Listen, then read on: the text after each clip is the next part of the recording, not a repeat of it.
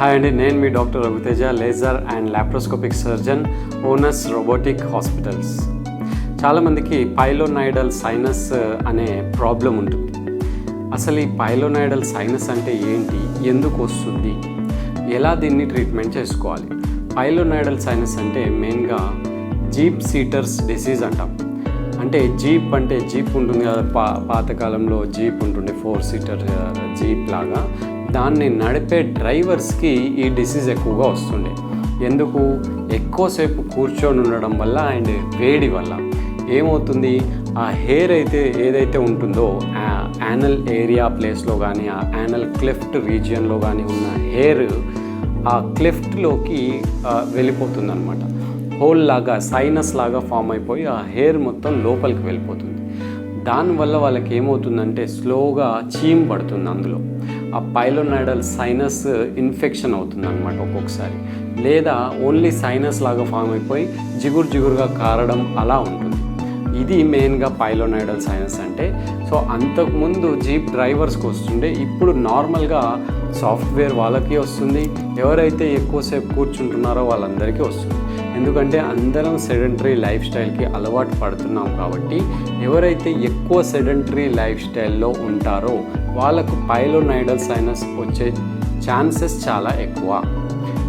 ఉదాహరణకి software employees కానివ్వండి, ఇప్పుడు ర్యాపిడో డ్రైవర్స్ కానివ్వండి, క్యాబ్ డ్రైవర్స్ కానివ్వండి, ఇలా ఎక్కువసేపు ఒకే చోట కూర్చొని ఉంటున్నారు లేదా డ్రైవింగ్ చేస్తున్నారు, ఇలాంటి వాళ్ళలో ఎక్కువగా వస్తుంది. సో ఈ పైలోనైడల్ సైనస్ సిమ్టమ్స్ ఏముంటాయంటే, ఆ యానల్ క్లెఫ్ట్ రీజియన్లో హోల్ లాగా ఉండి హెయిర్ అందులోకి వెళ్ళిపోయి ఉంటుంది. అప్పుడప్పుడు పెయిన్ ఎక్కువగా ఉండదు, కొంచెం జిగురుగా రావడం, లేదా చీము పడితే ఇన్ఫెక్షన్ అయితే చీము కారడం, ఇలాంటి ప్రాబ్లమ్స్ మెయిన్గా ఉంటాయి. ఇలా ఉంటే వెంటనే సర్జన్ని రీచ్ అవ్వడం చాలా మంచిది. దీనికి అయితే ట్యాబ్లెట్స్తో తగ్గడం చాలా కష్టం. సో సర్జరీ చేసి ఆ సైనస్ని ఎక్సైజ్ చేయాల్సి ఉంటుంది, పైలోనైడల్ సైనస్ ఎక్సిషన్. సో ఇది లేజర్ రూపంలో చేయొచ్చు, ఓపెన్ సర్జరీ చేయొచ్చు. లేజర్ ద్వారా చేస్తే ఏమవుతుందంటే పెద్ద కట్ లేకుండా చిన్న సైజ్ ఆఫ్ వూండ్తోని మనం ఫినిష్ చేయొచ్చు. ఒకే పెద్ద కట్ చేసి ఇంత పెద్ద వూండ్ చేసేది చిన్న కట్స్ ఒక 3-4 చేసి ఆ సైనస్ మొత్తంని, ఆ ట్రాక్ట్ మొత్తంని ఎక్సైజ్ చేస్తామన్నమాట లేజర్ ద్వారా.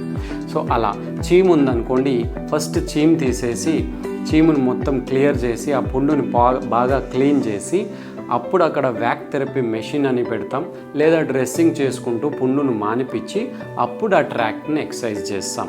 సో చీమ్ ఉన్నప్పుడు మెయిన్గా పస్ని తీసేయడం చాలా ఇంపార్టెంట్. సో ఆ తర్వాత సర్జరీ అయినాక నార్మల్గా ఫ్లాప్ అని చేస్తామన్నమాట. ఎందుకంటే కొంతమందిలో పుండు ఎక్కువగా ఉంటుంది.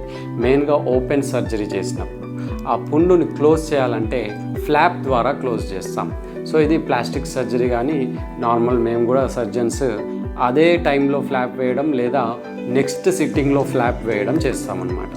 సో ఇది అదే లేజర్ సర్జరీ చేస్తే ఇలాంటి ఫ్లాప్స్కి వెళ్ళాల్సిన అవసరం అంతగా ఉండదు, సింపుల్గా అయిపోతుంది. సో నేను ఓనస్ హాస్పిటల్లో ఇలాంటి సర్జరీస్ లేజర్ ద్వారా చేస్తున్నాను. కొంతమందికి లేజర్ ద్వారా కష్టమైతే లేదా ట్రాక్ట్ చాలా పెద్దగా ఉంటే ఆర్ మల్టిపుల్ ట్రాక్స్ ఉంటే ఓపెన్ సర్జరీ చేయాల్సి ఉంటుంది. సో ఇలాంటి ప్రాబ్లమ్స్తో బాధపడుతున్న వారు ఎనీ టైం మీరు నన్ను రీచ్ అవ్వచ్చు. Doctor Raghuteja, laser and laparoscopic surgeon.